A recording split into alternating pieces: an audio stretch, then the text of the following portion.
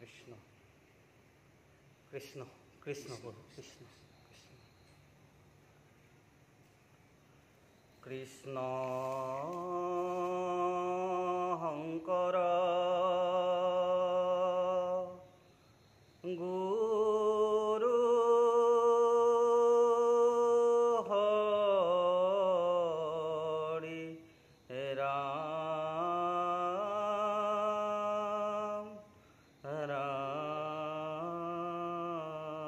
ৰাম ৰাম ৰাম। জয় গুৰু শংকৰ সৰ্বগুণাকৰ যাকেৰে নাহি কেও পাম, তু হৰি চৰণ কৰণ শত কোটি বাৰে কৰো সুপ্ৰণাম।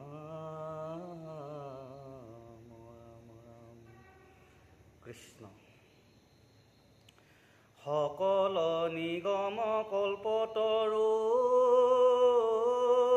তাৰ ফল মহা ভাগৱত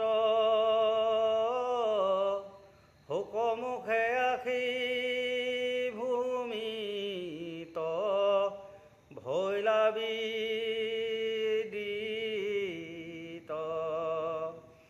ৰখত চতুৰ জিতু জন কৃষ্ণৰ চৰণে দিয়া মন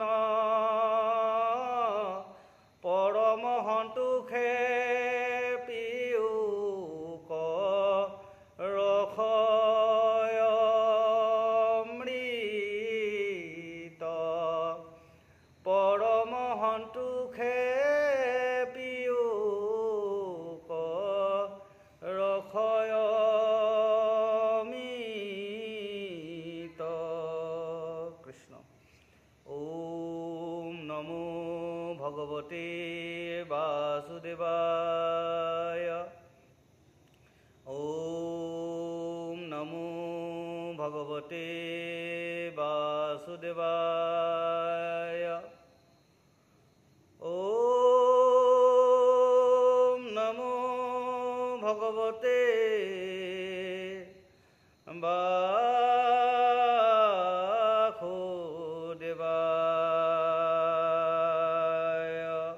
কৃষ্ণ কৃষ্ণ প্ৰভু।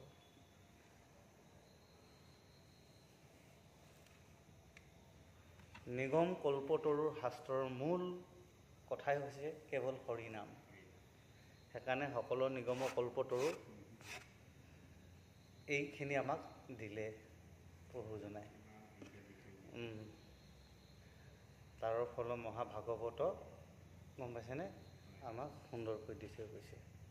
এতিয়া আমি সবে সৌ সিদিনা প্ৰভুজনাৰ লগত অষ্টম স্কন্ধত আমি যি বালি আৰু হেৰিয়ৰ যুদ্ধ হৈ আছিলে, ইন্দ্ৰ আৰু বালিৰ যুদ্ধ, বালি নহয় বলি, কৃষ্ণ প্ৰভু, ইন্দ্ৰ আৰু বলিৰ মাজত যিটো যুদ্ধ হৈ আছিলে সাগৰ মন্থনৰ পাছত, সেইখিনি কথা আমি আলোচনা কৰি আছিলোঁ। আৰু সেইখিনিতে আমি স্তব্ধ কৰিব লগা হৈছিল বিভিন্ন কৰ্মৰ কাৰণে। আৰু আজি আকৌ সময় পাইছোঁ, সময় পাওঁতে মাজে মাজে যিমানখিনি পৰা যায় আগবঢ়াই গৈ থাকিম, নহয় জানো? আৰু আমাৰ ভকত ইমান নালাগে, শ্ৰৱণ আৰু কীৰ্তন। শেষত গৈ পেলাই আমাক কৈছে পৰীক্ষিতক সুখদেৱে কৈছিলে যে মাত্ৰ দুজন মানুহে মুক্তি পাইছে সুখে, এজন পৰীক্ষিত এজন সুত। গতিকে ইমানখিনি ঋষিমুনিৰ ভিতৰত দুজনেই মুক্তি পাইছে। এই সংসাৰটো সহস্ৰ ঋষি এতিয়া বিৰাজমান হৈ ঘূৰি ফুৰিছে, নামঘৰলৈ কোনেও নাহে। নামঘৰত কেৱল সেই পৰীক্ষিতজন আহে যাৰ শুনিবলৈ ইচ্ছা আছে। নামঘৰত সেইজনে শুনে যি দূৰৰ পৰা কাণ পাতি হ'লেও ঈশ্বৰৰ কথা শুনে। এই দুজনকে কৈছে। কিন্তু 2800 সহস্ৰ ঋষি বেদতো পাৰ্গত বুলি কৈছে নহয়, কিন্তু বাহিৰত আপোনাৰ দেখিব যিমান মানুহ আছে শাস্ত্ৰত কিন্তু পূৰা পাৰ্গত, বিভিন্ন ধৰণৰ কথা ক'ব, কিন্তু নামঘৰলৈ তেওঁলোকে আহিবলৈ সময় নাই। যে কি নহওক, আমি এতিয়া আগবাঢ়োঁ শ্ৰীমদ ভাগৱতৰ প্ৰথম আৰম্ভণিত। কৃষ্ণ শ্লোক প্ৰথম স্কন্ধৰ পৰা।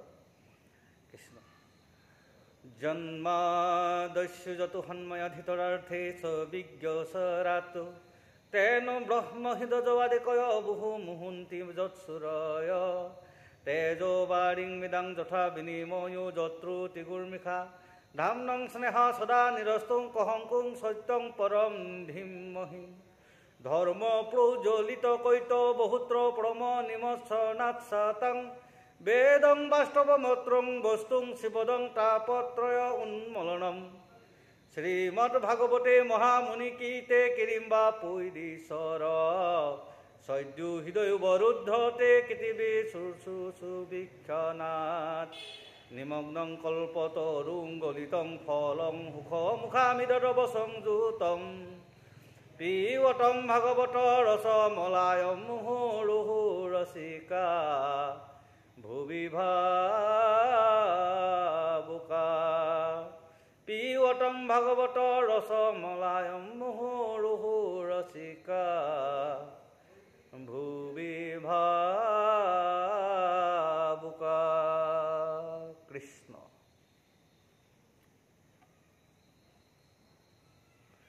পেটৰ ভিতৰখন অলপ গৰম হৈ আছে, গতিকে গৰম হৈ থকাৰ কাৰণে জিভাত সৰুকৈ ঘাঁ এটা আছে, অলপ মানে শব্দবিলাক ফুটাবলৈ অসুবিধা হৈ আছে। ইয়াতে আমি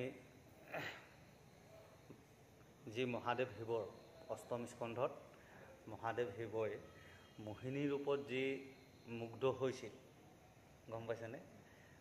যি মুগ্ধৰ যিখিনি কৰ্ম হৈছে সেইখিনি কথনত আমি উপস্থিত হৈছিলোঁ। সাগৰ মন্থন হ'ল, অমৃত উদ্ধাৰ হ'ল। অমৃত উদ্ধাৰৰ পিছত অসুৰ দানৱৰ মাজত মানে অমৃত টনাটনি হ'ল। মোহিনীয়ে অসুৰৰ পৰা অমৃত আনি দেৱতাক খোৱালে।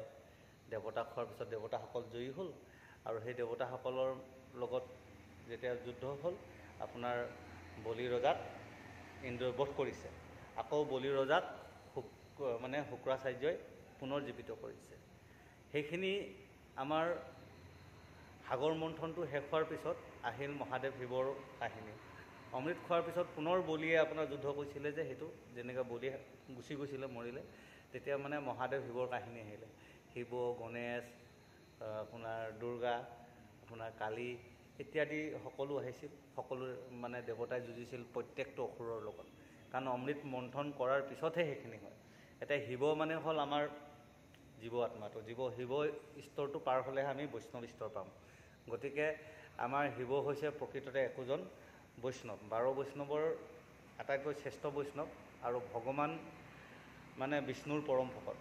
গতিকে নাৰায়ণৰ পৰম ভকত হোৱাৰ কাৰণে আমাক বৈষ্ণৱৰ গুণটো দেখাইছে, যে এজন বৈষ্ণৱ শিৱ যি যোগেশ্বৰী, তপস্বৰী, সকলো কৰ্মক ভস্ম ৰূপেৰে ল'ব পাৰে। ভস্ম ধোলাটো সেইটোৱে বুজাইছে যে যেনেকুৱা ধৰণৰ কৰ্ম আহক, কৰ্ম গুণ নাহক, কোনোবাই যদি বেয়াকৈ গালি দিছে, কোনোবাই যদি বেয়াকৈ উৎপাত কৰি বেয়া কথাও কৈছে, সেই কথাবিলাককো তেওঁ কি কৰিছে, নিজৰ গাত ছটিয়াই ল'ব পাৰিছে। বেয়া কথা কোৱাজনকো তেওঁ মানে শিৱই সমান চকুৰে চায়। সেইকাৰণে মহাদেৱ শিৱক যিজনে মানে আৰাধনা কৰে, তেওঁ মানে টপককৈ মানে উপস্থিত হৈ যায়, আৰু যাকে পায় তাকে বৰটো দি থৈ গুচি যায়। কাৰণ তেওঁ মানে যিমানে যি হওক, মহাদেৱ শিৱ সকলোৰে প্ৰতি দয়ালু। তো সেইটো কাৰণে শিৱৰ যিখিনি যুদ্ধ সেইখিনি ক'লে। তাৰপিছত সেই যুদ্ধ শেষ হ'ল, আকৌ মানে পাৰ্বতীৰ লগত কথা পাতিলে। কথা পাতি মহাদেৱ শিৱই বৈকুণ্ঠৰ যি কৃষ্ণৰ ওচৰলৈ যাম, তাত আমি মোহিনী ৰূপ চাম বুলি কৈছে। ইয়াৰ পৰা আমাক এইটোৱে কৈছে যে আমি একোজন পৰম বৈষ্ণৱ ভকত হোৱাৰ লগে লগে আমি একোজন শিৱ হ'ব লাগিব, গম পাইছেনে? কাৰণ পৰম বৈষ্ণৱ ভকত যেতিয়া হ'ল, নামঘৰলৈ আহিলে, শৰণ ল'লে, কৃষ্ণত যেতিয়া শৰণ ল'লে, মহাদেৱে কৃষ্ণত কেৱল ধ্যান কৰে কাক? শুনিও পাৰ্বতীময়ী মনতো ৰংগয়ো সংগে ৰাম বুলি বেক যিটোজন। তো মই ৰাম নামতে সদায় বৰ্তিত হৈ থাকোঁ বুলি কৈছে। তো মহাদেৱ শিৱই কেৱল ৰাম নাম ধ্যান কৰে। ঠিক তেনেকৈ আমি প্ৰত্যেক ভকতসকলে আহি পেলাই ইয়াত ৰাম নামৰ আৰাধনা কৰোঁ। আমি ভকতসকলে ৰাম নাম চিঞৰিছোঁ, তাৰমানে আমিও একোজন শিৱৰ দৰে হ'ব লাগিব। কোনোবা এজন লোকে যদি বেয়াকৈ কৈছে, তেওঁ সেই বেয়া কথাবিলাক আমি ধৰিব নালাগে। কেনেকৈ নালাগে? বেয়া কথাটো তেওঁহে কৈছে, আপুনি বা মই কোৱা নাই। কেলৈ কোৱা নাই?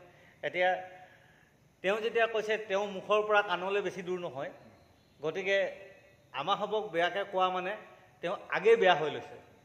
কাৰণ তেওঁ মুখৰ পৰা ওলোৱা শব্দ তেওঁ কাণেৰে আগতীয়াকৈ শুনিছে আৰু মই তেওঁৰ পৰা কিছু দূৰত আছোঁ কাৰণ বায়ুৰ মাজেৰে শব্দৰ গতিবেগ আপোনাৰ 330 কিলোমিটাৰ গতিকে এক ছেকেণ্ডত 300 কিলোমিটাৰহে বায়ুৱে কি কৰে বায়ুৰ মাজত মানে শব্দ তৰংগ যায় গতিকে তেওঁ কাণৰ পৰা মুখলৈ বেছি দূৰ নাই আপুনি মোৰ পৰা 3 মিটাৰ দূৰত আছে মানে আপুনি মোতকৈ মই শুনাৰ পাছতহে আপুনি শুনিছে কথাটো গম পাইছেনে গতিকে আপুনি অশ্লীল নহয় অশ্লীল হ'ব সেইজন যিজনে নিজৰ মুখেৰে কথা কয় সেইকাৰণে খং ৰাগ দম্ভ অহংকাৰ অশ্লীল ভাষাত যিসকল বৰ্তিত হৈ থাকে সেই মানুহবিলাকৰ কি হয় এটা সময়ত শৰীৰটোৱে নিজৰ শৰীৰটোক মানে কণ্ট্ৰল কৰিব পৰা কেপাচিটি নাথাকে তেওঁ সোনকালে মানে বৃদ্ধ হয় খং ৰাগবোৰ মানে যেতিয়া থাকিলে চুলি দাড়ি পকিব আৰু সোনকালে তেওঁ বৃদ্ধ ৰূপ লয় কিন্তু খং ৰাগ দম্ভ অহংকাৰ যাৰ নাই ঠাণ্ডা গম্ভীৰ সেই মানুহজন কি হয় আয়ুস দীঘল হয় সেইকাৰণে আমাক খং কৰিবলৈ মানা কৰিছে তো এই যিসকলে বেয়া কথা কওঁতেও যিজনে ধাৰণ কৰিব পাৰিছে উদ্ধাৰ কৰিব পাৰিছে তেওঁৱে হৈছে মহাদেৱ আৰু তেনে এজন হোৱাৰ পিছত মোহিনী ৰূপ চাবলৈ যাব নালাগে নাৰীৰ ৰূপত আমি বৰ্তিত হ'ব নালাগে কাৰণ মোহিনীৰ ৰূপৰ কথা কৈছে কেনেকুৱা ক'লে মোহিনী ৰূপটো আপোনাৰ লয়লাখে খোজকাঢ়িব চকুৰ আগত ঝিনুক ঝিনুককৈ খোজকাঢ়িব গম পাইছেনে আপোনাৰ বুকুৰ গঠন কঁকালৰ গঠন আপোনাৰ উৰুৰ গঠন মুখৰ চেহেৰা গঠন মানুহৰ আগত কথা কোৱা গঠন সম্পূৰ্ণ মোহিনী ৰূপত আমাক শংকৰ গুৰুজনাই ভাগৱতৰ দ্বাৰা বুজাইছে আৰু আমাৰ কীৰ্তন ঘোষাটো তেনেকৈ আমাক বুজাই থৈ গৈছে বুজোৱাৰ পিছত আমি একোজন বৈষ্ণৱ হোৱাৰ পিছত আমি সেইসকলৰ পাছলৈ যাব নালাগে সেইসকলৰ কথাত বা তেওঁলোকৰ পিছফালে আমি দৌৰিব নালাগে গম পাইছেনে এতিয়া আমি সেনেকৈয়ে মানে কি হয় একোজন ঈশ্বৰৰ ৰূপেৰে বৈষ্ণৱ ৰূপেৰে আমি থাকিব লাগিব সেইকাৰণে কৈছে যে জানি জ্ঞানী গণে এৰে কামিনীৰ সংগ মহাদেৱ শিৱক মানে সেই বিষ্ণুৱে কৈছিলে এষাৰ কথা যেতিয়া চাবলৈ গৈছে তেতিয়া বিষ্ণুৱে এইখিনি কথা কৈছে মানে ঘোৰ নাৰী মায়া সৰ্ব মায়াতে কুৎসিত ঘোৰ নাৰী মায়া সৰ্ব মায়াতে কুৎসিত মহাসিদ্ধ মুনিৰো কাতক্ষ হৰে চিত্ত গম পাইছেনে ঘপককৈ চিত্ত হৰণ কৰি লয় গম পাইছেনে দৰ্শনে কৰে তপ জপ যোগ ভংগ যে আজি আমি ইমান বছৰ ইমান মানে কি হ'ল আৰাধনা কৰি কৰি আজি ভাগৱত চৰ্চা কৰিবৰ কাৰণে ৰাইজৰ সন্মুখত থিয় হোৱা এজন লোক হ'লোঁ আজি কি আমি ইমান অধ্যয়ন কৰিলোঁ তপ জপ কৰিলোঁ কৰাৰ পিছত আমি আজি ভকতৰ সন্মুখত ভাগৱত ব্যাখ্যা কৰিব পৰা এজন লোক হৈ পৰিলোঁ কিন্তু তেনে লোক এজনৰ মানে কি হ'ল এই তপ জপ কৰি আমি এইখিনি স্থান পাইছোঁ নহয় এইখিনিও কি কৰি দিলে ভংগ কৰি দিলে কোনে কৰিলে এই স্থানত ৰাইজে এতিয়া তেওঁক মাতে ভাল কথা ক'বলৈ সেই তেনেকুৱা এজনো মানে ভস্ম হৈ গ'ল যে আজিকালি আমাৰ সেই তপ জপ কৰি MA পাছ কৰি শিক্ষকৰ স্থান পালে মাষ্টৰ হ'ল মাষ্টৰ হোৱা মানে তেওঁ এজন গুৰু স্থান পালে তো তেওঁ গুৰু হোৱাৰ পিছত তেওঁ পঢ়ুৱা ছাত্ৰীৰ ৰূপত যেতিয়া অশ্লীল চকুৰে চালে তেওঁ যে ইমান দিন মাষ্টৰ কৰ্ম কৰিলে ইমান ছাত্ৰৰ মুক্তি কৰিলে ইমান মানে ছাত্ৰীৰ মুক্তি কৰিলে তেওঁ ইমান স্থান পোৱাৰ পিছত ৰাইজেও তেওঁক মান্যতা দিছিল দুআষাৰ ক'বৰ কাৰণে আজি সেইখিনি মান্যতা তেওঁ একেদিনাই নষ্ট কৰিলে কোনে কৰিলে তেওঁ এই যে মোহিনীৰ পাছত দৌৰাৰ কাৰণে গতিকে আমাক কৈছে কি ইমানখিনি জ্ঞান লোৱাৰ পিছত একোজন বৈষ্ণৱ হোৱাৰ পিছত আমি সেইখিনি যাব নালাগে সেইকাৰণে সেই মোহিনীয়ে লয়লাখে যেতিয়া যাব চকুৰ আগত আপোনাৰ সম্পূৰ্ণ কি হ'ল অত দিনৰ টপ জব কৰা MA পাছ কৰা ডক্টৰেট ডিগ্ৰী লোৱা একেদিনাই খতম আপুনি IPS বিষয়া হোৱা একেদিনাই চব খতম সেইকাৰণে কৈছে হেন জানি কামিনীৰ এৰা সংগ গম পাইছেনে ইটো স্ত্ৰীৰ মায়া দেখিবে কোনো কাৰ্য গম পাইছে এইবোৰ আমি চাব নালাগে সেইকাৰণে কি কৈছে জানি জ্ঞানীজনে এৰে কামিনীৰ সংগ গম পাইছেনে জ্ঞানীজনে এই কামিনীৰ সংগ এৰে বুলি কৈছে আমাক ইমান ধুনীয়াকৈ কৈছে আজি আমাক এই মোহিনীৰ যি কথা শিৱই যি মানে ওলাইছে এইখিনি কথা মানে মহাদেৱ শিৱক নাৰায়ণে বুজাই আছে বুজোৱাৰ পিছত এতিয়া কি হ'ল মহাদেৱ শিৱই নাৰায়ণক যেতিয়া ক'লে নাৰায়ণে তাতে অন্তৰ্ধান হৈ গ'ল অন্তৰ্ধান হৈ যেতিয়া মানে মোহিনী ৰূপ লৈছে তেতিয়া সেই তাত কি হ'ল মহাদেৱ শিৱৰ মানে কি হ'ল এটা উপবন দেখা পাইছে, সুন্দৰ উপবন দেখা পাইছে, সুন্দৰ প্ৰাকৃতিক দৃশ্য দেখা পাইছে, তাৰ মাজতে মানে মোহিনী ওলাব। মানে তাত বৈকুণ্ঠ স্থানটো এনেকুৱা হৈ গ'ল, ভগৱানৰ মায়াই এনেকুৱা কৰিলে যে এখন সুন্দৰ স্থান উপবন সৃষ্টি কৰি দিলে, আৰু তাত ফুলনি বাগিচাত মানে মোহিনী ওলাব। এইখিনি কথা আমাক এতিয়া ক'ব। তো উপবনৰ যিখিনি বৰ্ণনা, তো বৈকুণ্ঠত যিখিনি উপবন হ'ল সেইখিনি বৰ্ণনা এতিয়া দিব, তাত মোহিনী আমাৰ ওলাব। দুলৰি পাছেতি নয়ন দিব্য উপবন দেখিল হন্ত বিদ্যমান ফল ফুল ধৰি জকমক কৰি আছে যত বৃক্ষমান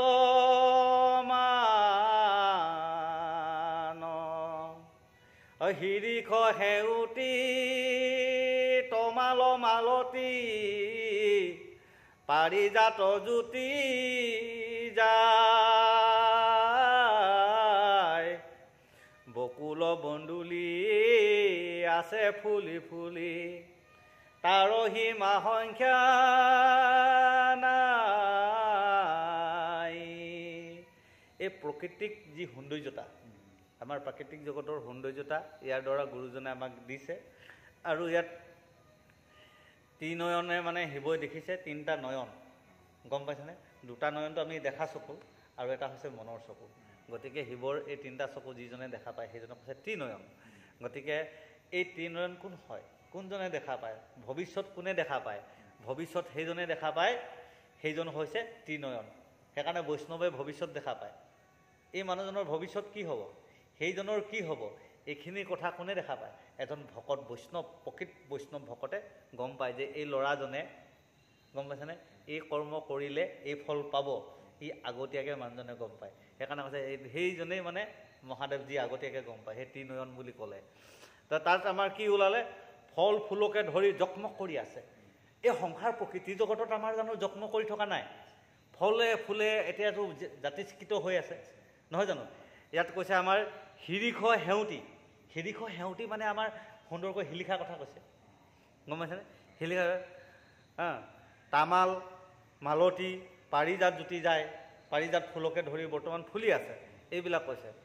বকুল বন্দুলি আছে ফুলি ফুলি, এইবিলাক বকুল গছকে ধৰি একদম একো সীমা সংখ্যা নাই মানে এই প্ৰকৃতিৰ জগতত।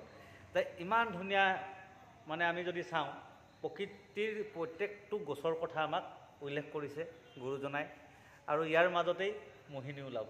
তো গতিকে এই প্ৰকৃতিক জগতৰ মাজতেই সেই মোহিনীজনীয়ে নাচি আছে, সেই নাৰীগৰাকীয়ে নাচি আছে, গম পাইছেনে? তো মহাদেৱ শিৱৰ এগৰাকী পত্নী পাৰ্বতীক লগত লৈ গৈছে বৈকুণ্ঠলৈ, যে পাৰ্বতীও লগত গৈছে, তথাপি কৈছে যে সেই মাধৱ তোমাৰ সেই মোহিনী ৰূপটো মোৰ চাবৰ মন গৈছে বুলি কৈছে। তেতিয়া কৈছে যে তোমাৰ পাৰ্বতীয়ে গালি দিব, নহয় মই এবাৰ চাব মন গৈছে। পাৰ্বতীয়েও কৈছে চাব দিয়া। তে সেই চাওঁতে মানে এইখিনি ঘটনা ঘটিছে। তেওঁ লগে লগে মানে এখন প্ৰকৃতিৰ জগত দেখাই দিলে। তো আমাকো এইখন প্ৰকৃতিৰ জগত দেখাই দিলে, গম পাইছেনে? এই জগতৰ মাজতেই নাচি আছে। এইখিনি প্ৰকৃতিৰ জগত থাকিও প্ৰকৃতিৰ জগতৰ পৰা যিজন ভিন্ন, কাৰণ এজন প্ৰকৃত বৈষ্ণৱে জড় বস্তুৰ মায়াত নপৰে, গম পাইছেনে? ৰূপ সৌন্দৰ্য, আমাহবৰ যিটো ৰূপ সৌন্দৰ্য, এই ৰূপ সৌন্দৰ্যটো জড়, ই চৈতন্য নহয়, গম পাইছেনে? কিয় জড় বুলি ক'লোঁ? আমাহবৰ চেহেৰাটো আজি ধুনীয়া আছে, কাইলৈ বেয়া হৈ যাব, তাৰমানে ই জড়, ই নাই, ই মানে শেষ হ'ব। মানে এই শৰীৰৰ সৌন্দৰ্য কিছু সময়ৰ কাৰণে আছে, যে শৰীৰটোৱে জড়, ইয়াত চৈতন্য সোমাই থকাৰ কাৰণে শৰীৰটো হিলি আছে, কথাটো গম পাইছেনে? গতিকে আমাহবৰ বাহিৰৰ পৰা যিটো আমাৰ দৰ্শন কৰিব সেয়া হৈছে আমি জড়। তো আমাক একোজন বৈষ্ণৱে এই বাহিৰৰ যিটো ৰূপ তাক নাচায়, একোজন বৈষ্ণৱে কোনটো চাব? কৰ্মগুণৰ যিটো ৰূপ, মানুহজনৰ কৰ্মগুণৰ ৰূপটো চাব। তো সেই চেহেৰাটো যিজনে চায় সেয়া হৈছে চৈতন্য। কৰ্মগুণৰ ৰূপ যোনে চায় সেয়া হৈছে চৈতন্য। কৰ্মগুণৰ ৰূপটোৱে আমাৰ চৈতন্য, আৰু চেহেৰাৰ শৰীৰৰ যিটো সৌন্দৰ্যতা ই হৈছে জড়। গতিকে বৈষ্ণৱজনে জড় আৰু চৈতন্যক চিনি পায়, কিন্তু অবৈষ্ণৱে চিনি নাপায়। এই কথাটো আমাক দিছে এতিয়া, যে প্ৰকৃতিৰ যি ফল মূল ফুলি আছে, লয় লাখে মোহিনী দৌৰি আছে, এইবিলাক কি হৈছে? একো একোটা জড়। সেইকাৰণে কৈছে আমাক জ্বৰত ভজিবলৈ নাই কোৱা, চৈতন্যক ভজিব কৈছে যে ৰূপ গুণক এৰি আমাক কি কৈছে কৰ্মৰ গুণলৈ যোৱা, কৰ্ম কৰা। তো ইমান ধুনীয়াকৈ কৈছে এইবিলাক ফল মূল আমাৰ প্ৰকৃতি জগতত ফুলি আছে। আকৌ কৈছে শেৱালি নেৱালি পলাশ পাৰলি লম্বংগ বগৰী গুলাল কৰবী বক কাঞ্চন চম্পক ফুল ভৰে ভাঙে ডাল কৌনৰ কণাৰী কদম্ব বাবৰী নাগেশ্বৰ ভূমি চম্পা অশোক অপাৰ দেৱনা মন্দৰ মণিৰাজ চম্পা। এই গছৰ ডালবিলাক কি গছ আৰু গছৰ ডাল ভাগি পৰিছে, ফল ফুলে ওলমি পৰিছে। তো প্ৰকৃতিক জগততো আমাৰো বৰ্তমান প্ৰকৃতি জগতত একদম আমোল মোলাই ফল লাগিছে, ভাগি পৰিছে। সেই সময়ত যিখিনি গছ গছনিৰ কথা কৈছে সেইখিনি কৈছে শেৱালি নেৱালি পলাশ পাৰলি, এতিয়াও আমি পাই আছোঁ সেইবিলাক গছ। কিন্তু বৰ্তমান সময়ত আমাৰ কিছুমান হেৰাই গৈছে। শেৱালি ফুল আজিকালি বহুত কম দেখা পাওঁ আমি, গম পাইছেনে? পলাশ গছো আমি বহুত কম দেখা হ'ল, পাৰলি গছো বহুত কম। যি পাৰলি গছৰ ছাল আমি গুচাই তাত থেতালি তাৰ ৰসটো যদি খায় আমাৰ কাহৰ কাৰণে উত্তম দৰৱ, গম পাইছেনে? আজি সেই পাৰলি গছ আমি দেখিবলৈ নাই পোৱা, গম পাইছেনে? এইবিলাক সুন্দৰ সুন্দৰ গছৰ নাম আমাক কৈ গৈছে। এতিয়া অশোক গছ, অপাৰ গছ, দেৱনা, মন্দৰা, এইবিলাক মানে গুৰুজনাই আমাৰ ওচৰত মানে প্ৰকৃতিৰ জগতৰ দ্বাৰা গছবিলাকৰ নামো আমাক দি থৈ গৈছে, চিনাক্তকৰণ কৰিছে যে সংসাৰত কি কি গছ। তো সেই সময়ৰ গছৰ যিটো ৰূপ আৰু বৰ্তমান আমাৰ প্ৰকৃতি জগতত এই যি অভাৱ হৈছে, আমাৰ গছ নাই দেখা, নহয় জানো? তো আমাৰ ল'ৰাই চিনি নাপায় আজিকালি, গছ চিনিয়ে নাপায়। ডাঙৰ ডাঙৰ মানে গছবিলাক আজিকালি বিখ্যাত হ'ল চাম গছৰো অভাৱ হৈ গ'ল, নাই। তো তেনেকুৱা বস্তুবিলাক আমাৰ হেৰাই গ'ল, ল'ৰা ছোৱালীয়ে নেদেখা হৈ গৈছে। কিন্তু গুৰুজনাই ইয়াৰ এই উপবনৰ দ্বাৰা ভগৱন্ত কৃষ্ণৰ যি বৈকুণ্ঠত মানে ৰূপ দেখুৱালে, ইয়াৰ দ্বাৰা আমাৰ এই প্ৰকৃতিক জগতখনৰ বিষয়েও তেখেতে সৌন্দৰ্যতাৰ ওপৰতো বৰ্ণনা কৰিলে ইয়াৰ কৃষ্ণৰ ৰূপৰ কাহিনীৰ দ্বাৰা। অকুণ্ড কুৰুবৰ কেতেকী তগৰ গন্ধে মুহে বহুদূৰ গুটি মালি ভেণ্টি ৰংগীন ৰেৱতী ময়ূৰা মাধৈ ধুস্থৰ চন্দন গৰু দিব্য কল্পতৰু দেৱদাৰু পদ্মবাসী প্ৰতি গাছে গাছে বৃন্দাবান ধি আছে সুবৰ্ণ মানিকে খচি। ভাবকচোন, প্ৰত্যেকজোপা গছৰ ডালত বান্ধি আছে, কি বান্ধি আছে? সুবৰ্ণ মণিক সোমাই আছে। এতিয়া আপোনাৰ অগৰু গছ, যিবোৰ চাচি গছ, চাচি গছৰ আপোনাৰ মূল্য কিমান ভাবকচোন, গম পাইছেনে? তো আমাৰ গুৰুজনাই তেতিয়াই লিখিছে সুবৰ্ণৰ মানিক। এইবিলাক যাৰ যাৰ ঘৰতে চাচি গছ, গোলাঘাটত আপোনাৰ চাওকচোন, একদম মানে চাচি গছে তেওঁলোকৰ জীৱন মানে ঘূৰাই দিছে। গতিকে এনেকুৱা আমাৰ চন্দন গছ, তো আপোনাৰ চন্দন গছ আজিকালি ৰঙাত চন্দন পালেতো তেওঁ দিব্য, এইবিলাক দিব্য বস্তু কৈছে। দিব্য কল্পতৰু, দেৱদাৰু, এইবিলাক আচৰিত ধৰণৰ গছ তেতিয়াই বিশাল আছিলে। তেতিয়াই কৈছে যে এইবিলাক সুবৰ্ণৰ মণিক একোটা আমাৰ পৃথিৱীৰ কাৰণে। কিমান ইয়াৰ দ্বাৰা আমাক দিছে। এইবিলাকৰ মাজতে নাচি আছে, মোহিনী নাচি আছে মানে, কাৰণ আমাৰ মনটোক টানি আছে নহয়, গম পাইছেনে? সেইটো কাৰণে আমাৰ মোহিনীয়ে মুহি আছে মানে। এইটো আমি যিধৰণে প্ৰকৃতিৰ জগতত মোহ গৈছোঁ, ঠিক তেনেকৈ নাৰী জগততো আমাৰ লোকসকলে মুহি যায়। প্ৰকৃতিক আমি যেনেকৈ, প্ৰকৃতি মানে নাৰী, প্ৰকৃতিৰ প্ৰতি আমাৰ যিটো প্ৰেম, নহয় জানো? ঠিক তেনেকৈ আমি নাৰীৰ প্ৰতিও সেই প্ৰেমটো মানে আকৰ্ষণটো দেখুৱাইছে। গম পাইছেনে? তো নাৰীৰ আকৰ্ষণটো দেখুৱাইছে। এই মণিক ৰকত স্থলী নামত দীপ্তি কৰে তাৰ কাছে মহামনোহৰ দিব্য সৰোবৰ তাৰ মাজে মাজে আছে চাৰিও কাষৰে প্ৰৱাল আখৰে বান্ধিলা বিচিত্ৰ কৰি বৈদুৰ্যৰ বাট স্ফটিকৰ ঘাট মকৰত খাট খৰি। ইমান সুন্দৰ উপবন। এই বনসমূহ যদি আমি চাওঁ, প্ৰকৃতিৰ যি বনৰ মাজত যদি আমি যোনে খেলে তেওঁহে গম পায় প্ৰকৃতিৰ লগত। ফুল ফলৰ লগত যদি কোনোবা কথা পাতি চাবচোন কিমান ভাল লাগে কেতিয়াবা অকলে অকলে। নোসোমায় এইবিলাক। এতিয়া ফুলো আমি দেখিবলৈ পোৱা নাই, গম পাইছেনে? ৰজন জনাই থাকে একো একোটা। এতিয়া ইয়ালৈ নামঘৰলৈ এইভাৱে আহিলেহে গম পাব বস্তুটো মহত্ব কি তেনেকুৱা ধৰণৰ এতিয়া আহি গৈছে। কিমান ধুনীয়া।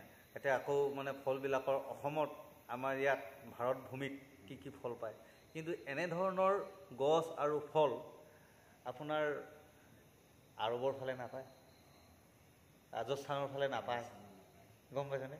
ক'ত পায়? অসম মুলুকত পায়। এইবিলাক গছ অসম মুলুকত পায়, কিন্তু আপোনাৰ সেইফালে নাপায়।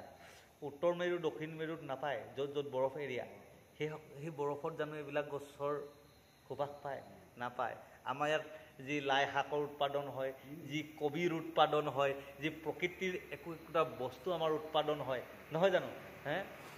ইমান ধুনীয়া ফলে ফুলে জাতিস্কৃত আমাৰ ঠাই। আমি এনে ঠাইত জন্ম লৈছোঁ, আমি ফল মূল খাই আমি জীয়াই থাকিব পাৰোঁ। তাৰপিছতো এই যি ঠাইত ফল মূল নাই, গম পাইছেনে?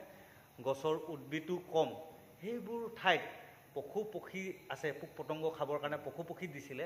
সেই পশু পক্ষীবিলাক সেইকাৰণে তেওঁলোকে জীয়াই থাকিব। সেইবোৰ ঠাইত যিবোৰ মানুহ আছিলে সেই মানুহবিলাক জীয়াই থাকিবৰ কাৰণে সেই পশু পক্ষীবিলাক খাইছিলে। এতিয়া আৰৱে চাৰৱে সেইবিলাক গোটেই আপোনাৰ ধৰি লওক মৰুভূমি এৰিয়াত তেওঁলোকে জীয়াই থাকিবলৈতো খাব লাগিব। কি খাব? তাততো ধৰি লওক হাঁহ কুকুৰা মাংস ইত্যাদি খাবই লাগিব। গতিকে তেওঁলোকৰ সেই ছাইডটো মানে গৰুৱে মিথুনে যি পায় তাকে খাব জীয়াই থাকিবলৈ, তেওঁলোকৰ কাৰণে দিছিলে। কিন্তু আমাৰ অসম মুলুকতো প্ৰত্যেকটো ফল মূল পায়, ইয়াক খায়ো জীয়াই থাকিব পাৰে। তো আমাৰ অসম মুলুকৰ লোকৰ কাৰণে এইবিলাক খাদ্য নহয়, ভাৰতীয় মানুহৰ কাৰণে এইবোৰ খাদ্য নহয়। ভাৰতীয় মানুহৰ কাৰণে ফল মূল ইত্যাদি আছেই। আকৌ জীৱ এটা বোধ কৰিব নালাগে, এই উত্তৰ মেৰু দক্ষিণ মেৰু য'ত বৰফৰ এৰিয়া তাত আপোনাৰ কি কয় য'ত য'ত মানে হেৰি আছে বগা ভালুকবিলাক আছে, তেনেকুৱা এটা জেগাত মাছ ধৰি খাবই লাগিব, গম পাইছেনে? তাত আপোনাৰ গছ গছনি নাই, গছৰ পাত খাবলৈ নাই তেওঁলোকে সেইটো খাবই। গতিকে তেওঁলোকৰ সেইফালৰ মানুহে যিটো আহাৰ বনাই খায় সেই আহাৰটো বৰ্তমান আমাৰ এইফালৰ মানুহে খাবলৈ ধৰিছে। সেইটো সংস্কৃতিক এইফালে লৈছে। গতিকে যি ঠাইত যিটো আহাৰ হয় শৰীৰে সেইমতে মিলালে শৰীৰটোৱে কাম কৰিব। এতিয়া আমাৰ ইয়াৰ প্ৰকৃতিৰ যিটো প্ৰভাৱ, এই প্ৰভাৱৰ লগত যদি আমি মাছ মাংস অধিক খাই দিওঁ তেনেহ'লে আমাৰ ইয়াত উগ্ৰমূৰ্তি হ'বই। গতিকে উগ্ৰমূৰ্তিৰ কাৰণে আমাৰ ইয়াত কাজিয়াটো হ'বই। কিন্তু সেইফালৰ মানুহৰ কাৰণে কাজিয়া নহ'ব পাৰে। কেলৈ নহ'ব?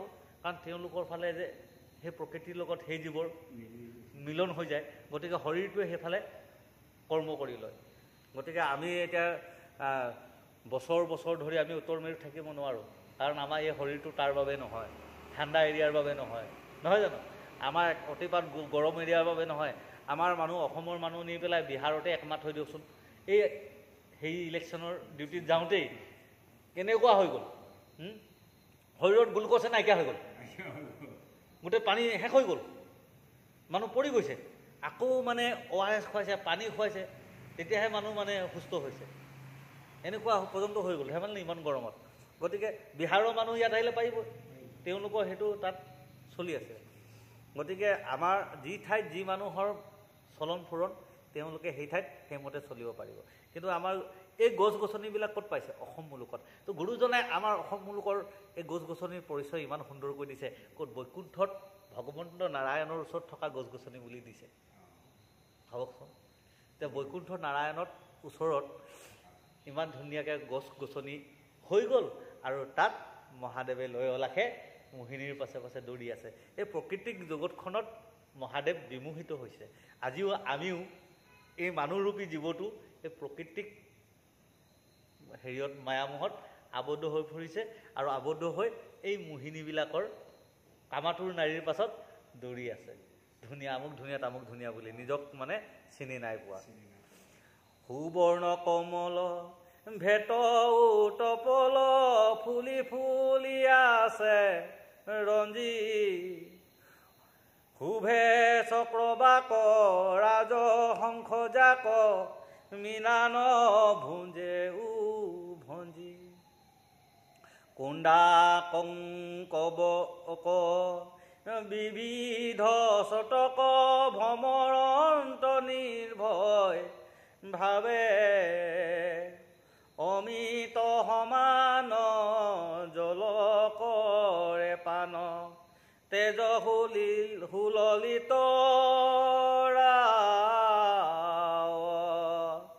ইয়াত কি কৈছে? আপোনাৰ ভেট ফুলৰ কথা ক'লে, পানীত ধুনীয়াকৈ ফুলি আছে, গম পাইছেনে? আকৌ কমল বুলি কৈছে। কমল মানে হ'ল পদুম ফুল, ধুনীয়া সুবৰ্ণ ৰঙৰ পদুম ফুল ৰঞ্জি ৰঞ্জি ফুলি আছে। তাক দেখিবলৈ মানে আনন্দ লাগিছে। সেই পানীৰ মাজত ৰাজহংস ঘূৰি আছে, আৰু ৰাজহংসই কি কৰিছে? তাত বিভিন্ন ধৰণৰ তেওঁলোকে শব্দ, অমৃতমান জলপান কৰিছে, তাৰ পৰা অমৃত পান কৰিছে, জলপান কৰিছে, হুললিত ৰাও দিছে, ধুনীয়া ধুনীয়া গীত গাইছে।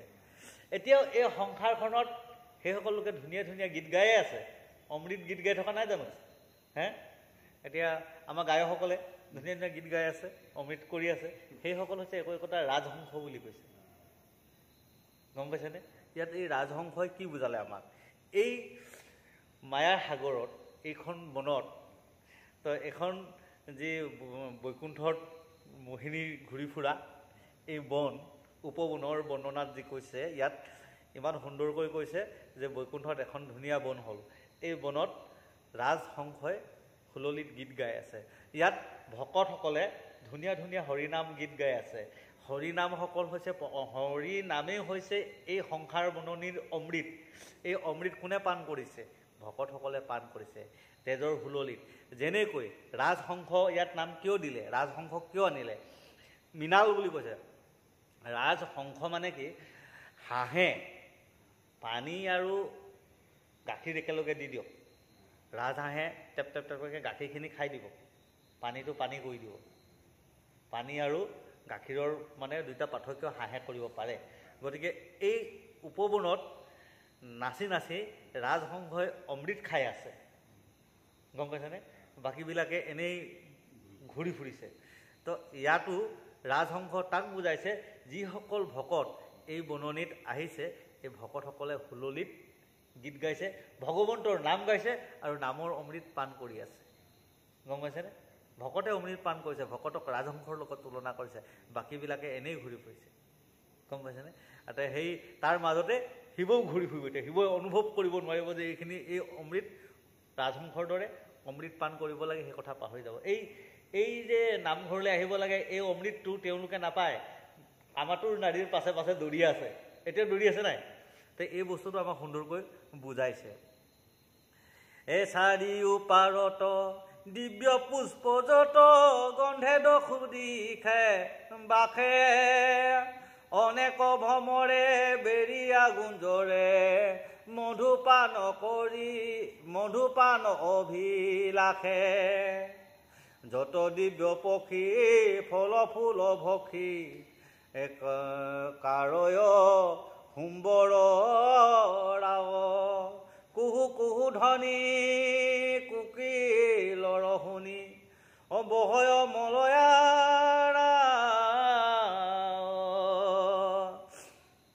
ইয়াত কি কৈছে, ভোমোৰাসকলে এই সুন্দৰ উপবনত ধুনীয়াকৈ মৌ পান কৰি আছে, ফুলৰ পৰা মৌৰুখ টানি আছে, আৰু এই দিব্য উপবনত পশু পক্ষীয়ে ফল মূল খাই আছে। গম পাইছেনে? এই চৰাই চিৰিকটিৰ দ্বাৰা সেই চৰাই চিৰিকটি কোৱা নাই, আমিও একোটা পশু পক্ষী, আমিও খাই আছোঁ।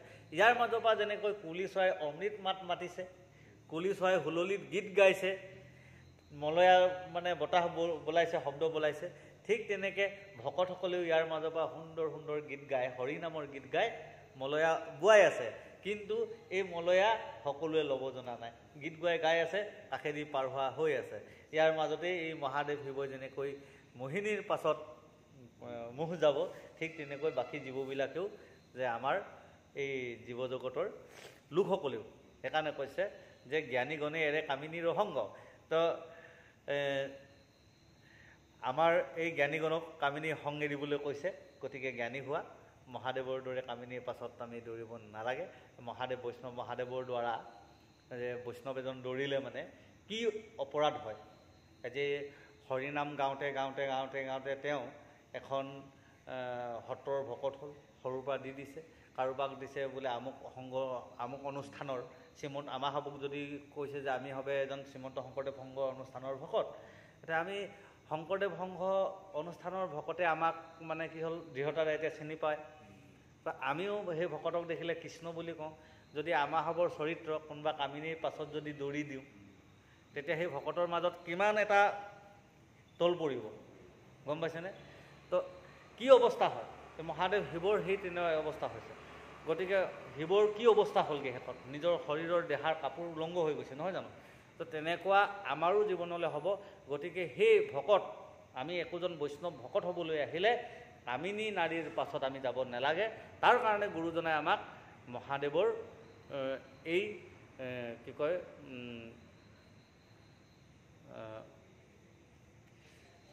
মোহিনীৰ যি ৰূপ, কৃষ্ণৰ মোহিনীৰ ৰূপ আৰু হৰৰ মুখ্য প্ৰাপ্তি।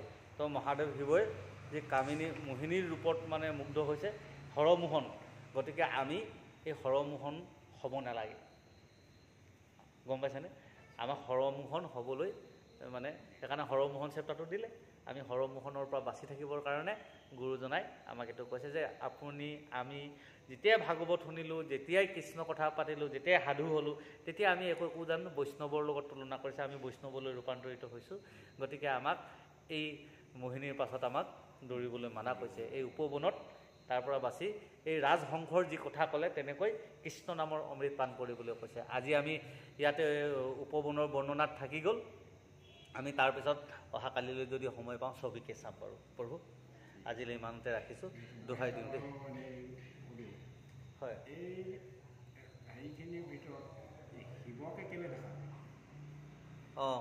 এই মোহিনী কাহিনীটো শিৱক কেলৈ দেখালে, এইটো কথা আছে নহয় জানো? চব বৈষ্ণৱৰ ভিতৰত শিৱক দেখুৱালে। আমাৰ জীৱ আত্মা আৰু পৰমাত্মা নহয় জানো? গতিকে জীৱ আত্মাই হ'ল শিৱ। গতিকে এই মায়াৰ মুহত কোন পৰি আছে? জীৱ আত্মা, গম পাইছেনে? দুইজন ককাই ভাই যে। গতিকে আমি তলবিয়া সচিকাই সি ৱাব শিৱ, ৱাব পদে হ'ল নাৰায়ণ আত্মা, ৱাব পদে আত্মা, তলবিয়া হ পদে শৰীৰ।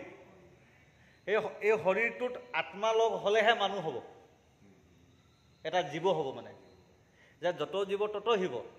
গতিকে পৰমাত্মা আৰু শৰীৰ দুটা লগ হ'লেহে শিৱ হয়। সেইকাৰণে আপুনিও শিৱ, আমিও শিৱ, গম পাইছেনে? তো এই আমিয়েই মানে এই শিৱজনহে মোহিনীৰ পাছত দৌৰি আছে। সেই মহাদেৱৰ ৰূপৰ দ্বাৰা আমাক বুজাইছে আমি শিৱই সেইখিনিত পৰিছোঁ। এতিয়া শিৱৰ মূৰৰ কি আছে? গংগা নদী। আজি যিজন বৈষ্ণৱ ভকত তেখেতে কি গাই আছে? হৰিনাম। হৰিনামৰ গংগা ক'ৰ পৰা ওলাইছে? মূৰেদি ওলাই থকা নাই জানো? এইটো মূৰ নহয় জানো? আমাৰ মূৰেদি বাছ হৈ থকা নাই জানো? আমি হৰিনাম ক'ৰ পৰা গাই আছোঁ? মূৰেদি গাই আছোঁ। গতিকে আমাৰ এই গংগাখনকে দেখাইছে যে গংগা ক'ৰ পৰা ওলাই আছে, গম পাইছেনে? এই বৈষ্ণৱ মানে মহাদেৱৰ ওপৰত কি আছে? জটা আছে। তেওঁ জটা ধৰি ৰাখিছে। তো তেওঁ যেতিয়া জটা ধৰি ৰাখিছে, কি কাৰণে ধৰি ৰাখিছে? জটাৰ শব্দ, আমি জটাৰ অৰ্থটো কি পাওঁ? জটা অৰ্থটোৱে এইটোৱে বুজাইছে যে কোনোবা এজন মানুহে ভকতৰ কাৰণে বহুত বেয়াকৈ গালি দিয়ে, আমুক তামুক গালি দিয়ে, কিন্তু সেই মানুহৰ ঘৰত যেতিয়া কোনোবা এজন মানুহ ঢুকালে, তেওঁ কিবা এটা অপৰাধ হ'ল, তেতিয়া কাক মাতে? উদ্ধাৰ কৰিবৰ কাৰণে ভকতক মাতে। সেই মানুহজনৰ ঘৰত যিটো পাপ হ'ল, সেই পাপখিনি কোনে ল'লে? ভকতে ল'লে। তো এই পাপখিনি ক'ত থাকিলে? ভকতৰ মূৰত নাথাকিলে। গতিকে মহাদেৱৰ মূৰত এই জোতাটো। তে বাহিৰত মানুহবিলাকে কি কৰিছে, চুলি এসোপা ৰাখি দীঘলকৈ হৰ হৰ মহাদেৱ কৈ ঘূৰি ফুৰিছে, কিন্তু তেওঁলোকে প্ৰকৃত হৰ হৰ মহাদেৱৰ অৰ্থটো বুজি পোৱা নাই। বাহিৰত আমি চুলি ৰাখিলে নহ'ব।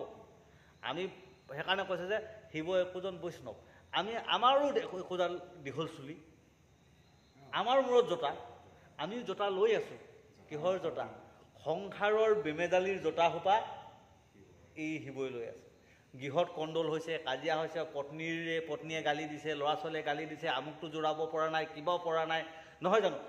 বিভিন্ন ধৰণৰ কথা, ইমানবিলাক জ্বলা যান্ত্ৰণাৰ জোতাসোপা কোনে ধৰি আছে? আপুনি আৰু আমি, গম পাইছেনে?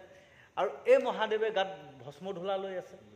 এই কথাবিলাকে ভস্ম, গম পাইছেনে? লৈ আছে। তই মৰি থাক, তই নমৰ কেলে? কেতিয়াবা খঙত গালি দিয়ে নে? আপুনি নাথাকিলেও হ'ব, আপুনি মৰি গ'লেও মৰক, মানুহজনীয়ে কেতিয়াবা গালি দিয়ে। এই যি ভস্ম হৈছে, মানুহজনক ভস্ম সাও দিছে মানুহগৰাকীয়ে, কেতিয়াবা বাপেকে গালি দিছে। এই ভস্ম ধূলাখিনি কোনে লৈ আছে? সেইজন শিৱই লৈ আছে, য'ত জীৱ আত্মা পৰমাত্মা লাগি এই শৰীৰটো হৈ আছে, এই মানুহজন হৈ আছে, তেওঁৱে লৈ আছে এই ভস্ম ধূলা। তেওঁৱে আমি আমাৰ ওচৰতে ত্ৰিশূল আছে, ত্ৰিশূল, তিনিপাত শূল, সত ৰজ তম, তিনিটা গুণ আমি লৈ থকা নাই জানো? এই সত ৰজ তমৰে আমাৰ কি বাজিছে? ডম্বৰু বাজিছে। আজি আমি বৈষ্ণৱ ভকত হোৱাৰ পিছত, আমি একোজন শংকৰ সংঘ ভকত হোৱাৰ পিছত ৱাইন শ্বপৰ পৰা যদি ৱাইন লৈ আহোঁ, মদৰ বটল লৈ আহোঁ, তেতিয়া আমাক কি বুলি ক'ব? চাহ শংকৰ সংঘ ভকতে মদৰ বটল লৈ আহিলে। তাৰমানে আমাৰ হ'ব ডম্বৰুটো বাজি গ'ল, ছিগনেল দিলে, গম পাইছেনে? আজি আমি একোজন পুলিচ কৰ্মচাৰী, আমি পুলিচৰ পোচাকযোৰ লৈ যেতিয়া ৱাইন শ্বপৰ পৰা মদৰ বটলটো লৈ আহিলোঁ, তেতিয়া মানুহে ক'লে, সেই চিপাহী চাহ, সেইটো পুলিচ চাহ। কি ক'লে? পুলিচে মদ খালে। এই পুলিচটোৰ কি হ'ল? যেতিয়া পৰি থাকিলে, তেওঁ ডম্বৰুটো বাজি গ'ল, তাৰমানে আমাক বুজাইছে যে প্ৰতিটো ছেকেণ্ডত তুমি বেয়া কথা নক'বা, বেয়া ঠাইলৈ নাযাবা, কিবা নাযাবা। এই যে বাজি থকা যিটো ডম্বৰু, গম পাইছেনে? সেইকাৰণে ডম আৰু বড়ো, এনেই নামটো ডম্বৰু দিয়া নাই নহয়। তো এই ডম্বৰুটো কথা আমি জানিব লাগিব, সেই বস্তুটো হৈছে ডম্বৰু। গতিকে এই ডম্বৰু আপোনাৰো বাজে, মোৰো বাজে। এইটো কাম নকৰিবি দেই, বেয়া কাম। ছিগনেল দিলে ব্ৰেণ্ডত, কিন্তু তথাপি তেওঁ কৰিলে। যোৱা নেখেলিবি। হৃদয় আত্মাই আপোনাক ডম্বৰু বাজি দিছে। হৃদয় আত্মাই কৈছে, যোৱা নেখেলিবি, মানুহক দেখিলে প্ৰণাম কৰিবি, কৃষ্ণ বুলি কবি। তো কৈ দিছে আমাৰ হৃদয় আত্মাই, তথাপি তেওঁ মনা নাই। কিন্তু ডম্বৰুৱে আগতেই আমাক ছিগনেল দিয়ে, চাব। যোৱা খেলিবলৈ যোৱাৰ আগত সেই মানুহজনক ডম্বৰুটোৱে ছিগনেল দিয়ে, টৰমকৈ বাজে, নকৰিবা। কিন্তু তেওঁ নুশুনে এই ডম্বৰুৰ কথাটো, তিনি হোলৰ কথা। যদি তুমি যেতিয়া ডম্বৰুৰ কথা নুশুনিবা, তেতিয়া তিনি হোলত পৰিবা। সত ৰজ তম, তিনিটা গুণত তুমি সোমাই পৰিবাই। কাৰণ তুমি তম গুণত সোমালে ভস্ম হ'লেই। তেওঁ নিজৰ জীৱনটো ভস্ম। কাৰণ যেতিয়া মদ, অহংকাৰ খালে, মদ মানে অহংকাৰ খাই দিলে, তেতিয়া মাংস খাই দিলে, মাংস কংস ধ্বংস। তো মাংস মানে কি হ'ল? খং সোমালে। গতিকে খং সোমোৱাৰ লগে লগে আপোনাৰ তমগুণ সোমালে,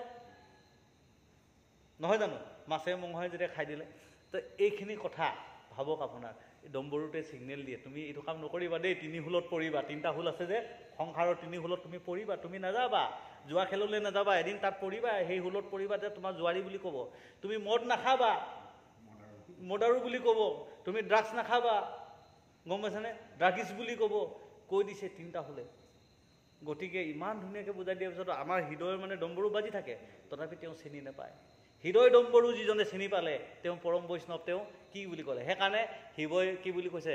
শুনিও পাৰ্বতী মই মনতো শংকৰী ৰংগে ৰাম বুলিবি যিজন, মই গতিকে ৰামহে চিনি পাওঁ। গতিকে আমাক কি কৈছে?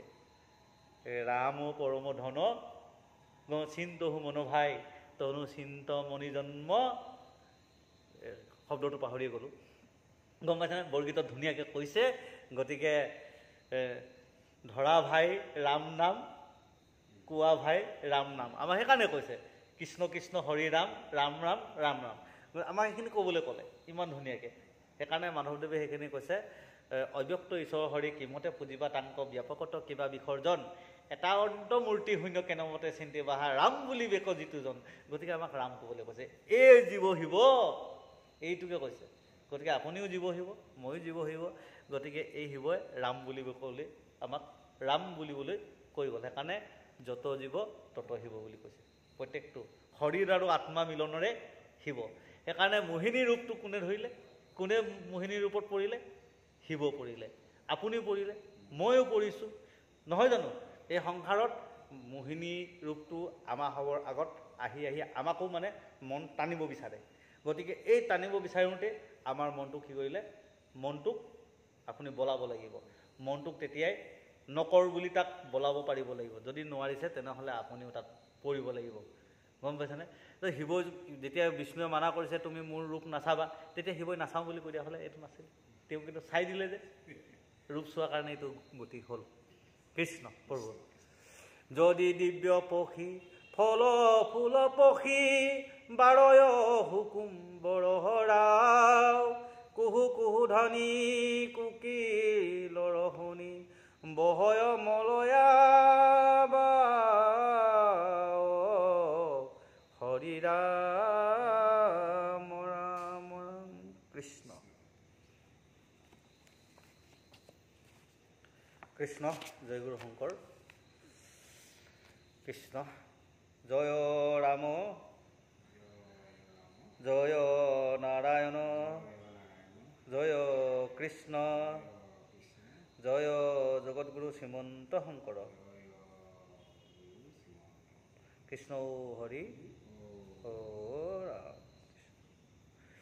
অপৰাধ বিনাশন তজু নামে নাৰায়ণ, জানি নামে পখিলো শৰণ আনগতি নাহি কেমৰণ। অপৰাধ ক্ষমা কৰি তুমি দয়াশীল হৰি, মোক ৰক্ষা কৰি ওচৰণ, মোক ৰক্ষা কৰি ওচৰণ। কৃষ্ণ হৰি ও ৰাম। শ্ৰীমন্ত শংকৰ হৰি ভকতৰ, জানা যেন কল্পতৰু, তাহান্ত বিনাই নাই নাই নাই আমাৰ পৰম গুৰু, আমাৰ পৰম গুৰু। কৃষ্ণ হৰি ও ৰাম। কৃষ্ণ।